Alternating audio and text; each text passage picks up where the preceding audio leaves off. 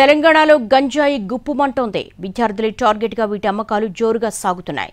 పోలీసులు తనిఖీలు చేసి అడపాదడపా గంజాయి స్మగ్లర్స్ ను పట్టుకుంటున్నా దందా మాత్రం ఆగడం లేదు.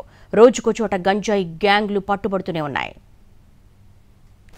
గంజాయి దందా విచ్చలవిడిగా కొనసాగుతోంది.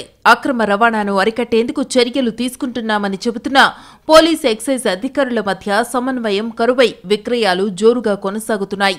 నిజామాబాద్ రైల్వే స్టేషన్ను అడ్డాగా చేసుకుని గంజాయి విక్రయాలు జరుగుతున్నాయి.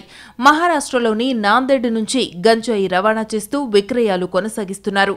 గంజాయి సేవిస్తున్న వారిపై కేసులు నమోదు చేస్తున్న అధికారులు అసలు సూత్రధారులను మాత్రం పట్టుకోవటం లేదు. తాజాగా గంజాయి సేవిస్తున్న ఇద్దరిని అరెస్టు చేసి 450 గ్రాముల ఎండు గంజాయిని పోలీసులు స్వాధీనం చేసుకున్నారు. డిగ్రీ పూర్తి చేసి డబ్బుల కోసం గంజాయి విక్రయిస్తున్నట్టు నిందితులు పోలీసులకు తెలిపారు. నిజామాబాద్ జిల్లాలో యువతను టార్గెట్ చేస్తూ గంజాయి స్మగ్లర్లు మత్తు పదార్థాలను అమ్మకాలు చేస్తున్నారు. జిల్లాలో ఇటీవల దొరికిన గంజాయి అమ్మకాల్లో విద్యార్థులు పట్టుబడటం ఆందోళన కలిగిస్తోంది.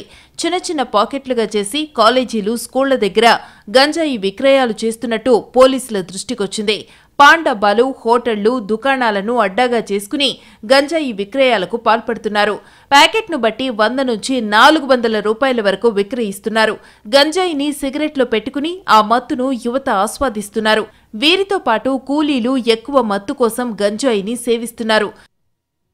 యూత్ టార్గెట్ గా గంజాయి విక్రయాలు జోరుగా సాగుతున్నా అధికారులు అసలు సూత్రధారులను పట్టుకోవడంలో విఫలమవుతున్నారనే ఆరోపణలున్నాయి.